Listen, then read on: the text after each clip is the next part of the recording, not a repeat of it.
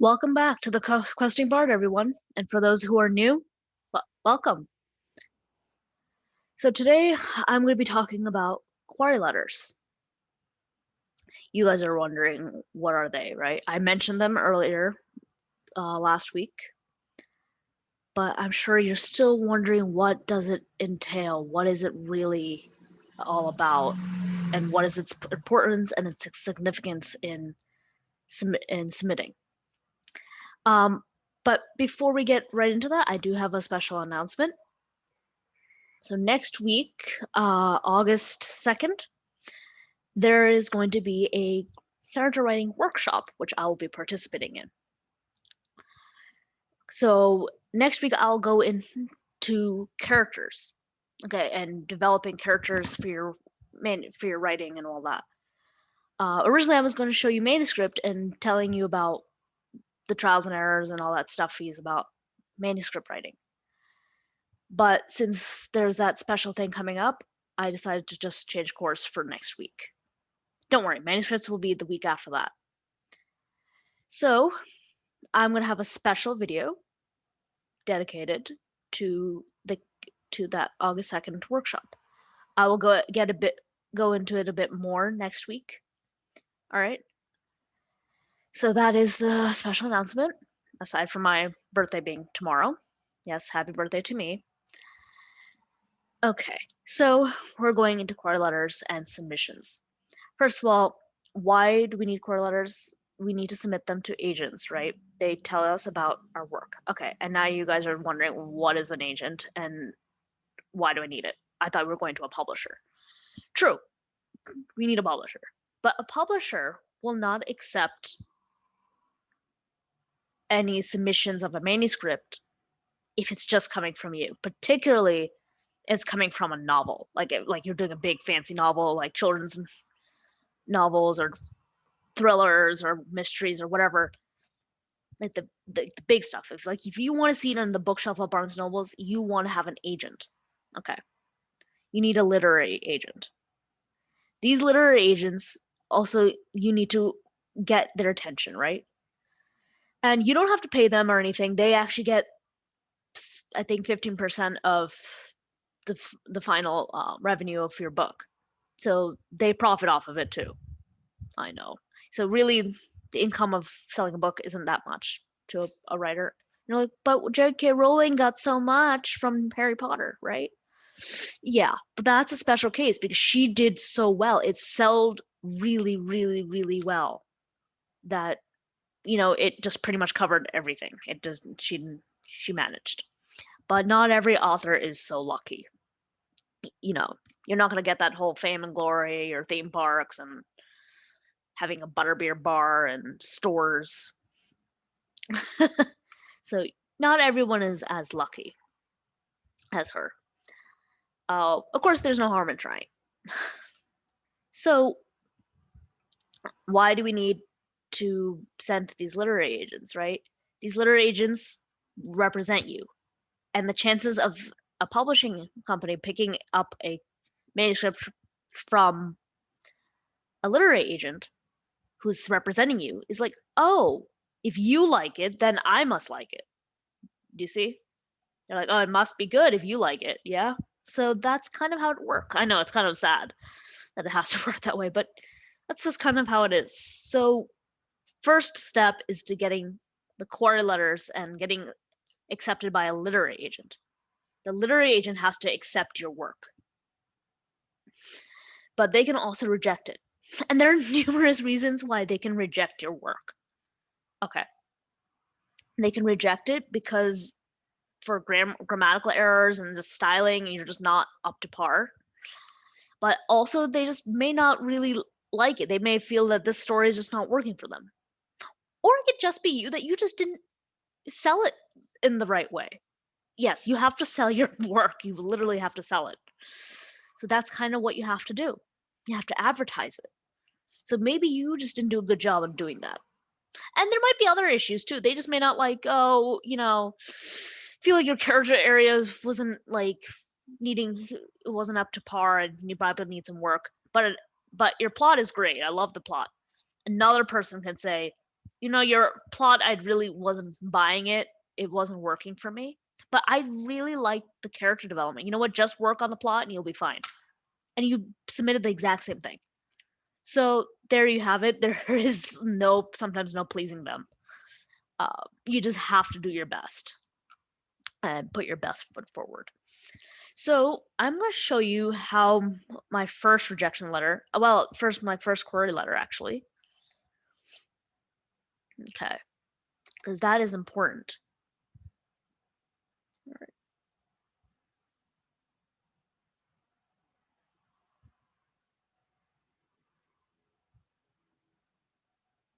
All right.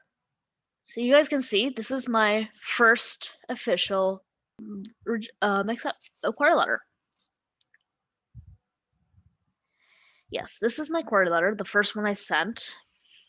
Yeah, I know I wasn't that good. Well, it's okay, it's not bad, but there was a lot that could have been improved upon here. Okay. So I'm gonna stop share there. So you saw that, and of course I got a rejection.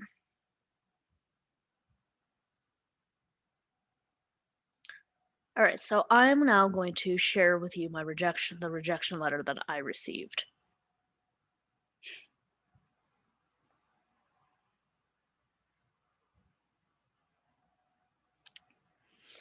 All right.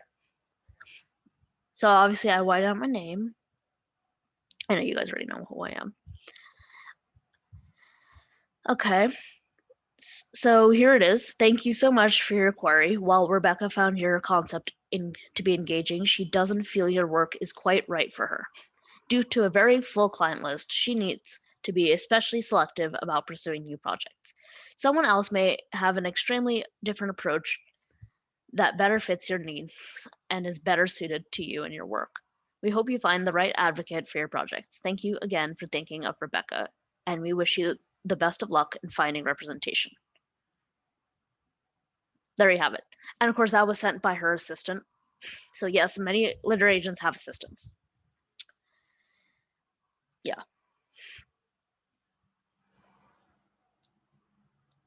So you saw there was a rejection. That rejection was very opinionated. It was very personal. And it wasn't customized. I'm saying personal, meaning that it was a personal preference on their part. They didn't feel like it was right for them or for her. So, and that happens. That is going to happen a lot. That's also another thing, is that they just don't feel like it's the right book for them. And they do get a lot of clients. That is true. They get so many queries every day. So you have to really make sure that your story, everything about it, stands out. So obviously I changed mine. Yes, I had gone through several changes. So I'm going to show you one of mine. Okay. So here is my current one that I'm doing. So this is my new one, and I will be submitting this week, letting you guys all know. So this is Dear Laurel Simmons and to her following agents at the Benton Agency. The stories and fairy tales you find here are familiar and yet not so familiar as you might think. So then I go into the summary point. So I start off right with the summary. This is pretty much all summary right here. And I kind of leave it with a question. So it's like, take the Black Knight's offer of apprenticeship or continue her training under the watch of the wise and infamous Morgana Le Fay. Ooh. So, they will probably know the Arthurian legends, so this is why I put this here, because it was going to entice them a bit more. Okay. So here I personalize it. Yeah, I need to italicize the titles of the movies and books here and TV shows. Yeah, so don't worry about that. I'll definitely take care of it. Okay, so here I have explaining a little bit more about the book, about what is going to be in it. What's it going to entail, the world building, things that might entice her, like, oh, because she mentioned these books and series and shows and movies as her favorites, her personal favorites. She mentioned it, and you can research and find all these agents. So here she's specifically told about these. So I put them in because these are my favorites too. I love them and I really like these stories as equally as she does. So this is why she's my number one agent that I'm gonna go for. Bad news about her that her last date to allowing query submissions at the moment is August 1st. So yeah, I have a lot of crunching to do, yes. Because then she won't accept anything till later in the fall. Okay, so that's that. As you can see, it's significantly better. I started with kind of like a small summary, a small like kind of like synopsis of a sort to get her enticed, because that's usually what people get interested in. Ooh, what is this book about? What is that about? Right? That's what people want. So that's what you do. And sometimes you don't have to start with a synopsis. Sometimes you can start with introducing yourself, talking what motivates you, why you're doing it, all these different things. So it's talking about synopsis.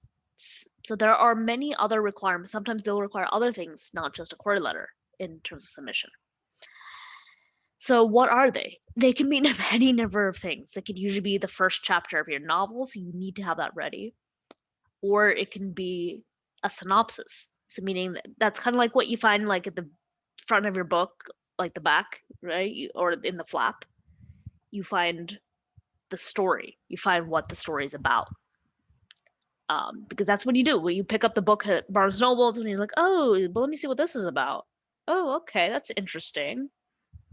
Or you put it back or you take it. So that's what gets you interested in, should I read this book or not, or buy it, or rent it from the library. So that's kind of what your synopsis is. It's kind of like you writing it, that part. Of course, that can change, and there'll be people who can actually really do a better job and doing a really good one, like the actual authentic one. I'm sure there'll be something like that. But for the time being, you have to kind of create your own, and because you have to advertise to them, you have to get them to be like, oh, I want to pick this up. So it's your version of that. And I'm going to show you mine. I do have mine handy. As you can see here, this is mine. So you can tell that it's kind of similar to what I already had in my query. And kind of your query synopsis is kind of like a very like crunched down version of this. I know it's like it gets harder to summarize it because especially if it's a fantasy novel like mine, it's going to get more complicated and complex to just write a short abbreviated version of your entire story of what it's generally about. Okay, and we will definitely go more into detail of how to approach a synopsis writing. Okay, but that will be an episode for another time. Okay, don't worry, I promise I'll get to it. Okay, I think I pretty much answered all of you guys. And of course, Laurel Simmons, as you can see, she was not the first person I am going to be querying. I'm going to be querying other people. And I'm going to show you my next one really quick. I have a list. I have an entire list of people. And I have it for the likeliest person and for the least likeliest person who will accept it. Why do I have even a least likely? But there's a possibility, right? There obviously you don't want to pick someone who's like completely has no interest. No. You pick someone who's least likely because they might have some interest because they're a little bit open-minded people and you saw that. So you think, okay, maybe I can convince them. And who knows, you might be able to. They might actually pick up your book and be like, okay, yeah, I really want to do this one. It's not really my forte of a genre that much, but yeah, I could see the appeal inside me and it and that connection of some sort. Yes, let's do it. So sometimes they will do that. It's a slim chance, but it's a chance, and they might accept it. Because there might be like, okay, I like Harry Potter, but then I like Pride and Prejudice, and I like, some random books that you don't really like, and that like that. But that's like the only one or two books that you see they like, and you're like, well, I don't know, will they like it? Will they not? So it's a gamble. It's a big one, but it could be worth it. All right. And especially when they're talking about, I'm very open to different types of things. That's the story that matters, the good character development. These are the things that really stand out. So they might like it because you have all those aspects that are stronger. So who cares about the genre? Who cares about if this is their kind of cup of tea or not in terms of magic and sword fighting and all that, right? Okay, so I'm going to show you a different query just to give you guys an example of how it can be different and customized. All right, you guys can see here. So this is Joyce Sweeney. Okay, this is the next one I'm going to be submitting. So as you can see, this is very similar. I started off again with the introduction.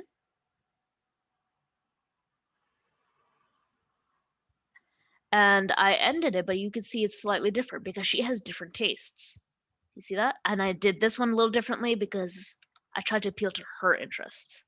Not so much to mine. I already know who I am. I know my interests. So it's about them and the connection that they and I can have and what we can look forward to doing aside from just going over this. They can, talk and discuss stories and stuff like that. That's kind of what you want to do. You want to kind of make some kind of friend, not like a friend, like a best friend, and inviting them over to all your life moments, right? Yeah. But your friend, somebody who you can just talk to, have lunch, kind of a little bit talk about what is going on in your life here and there. And they can give you advice and tips like, oh, yeah, I know it's all about, when you're raising your own kid and, oh, got to prepare for this and that and, whatever. Make sure you're doing that. That's very important or whatever, or, house buying or whatever. It's always this kind of stuff. Okay. So now you guys got the gist of it. Okay.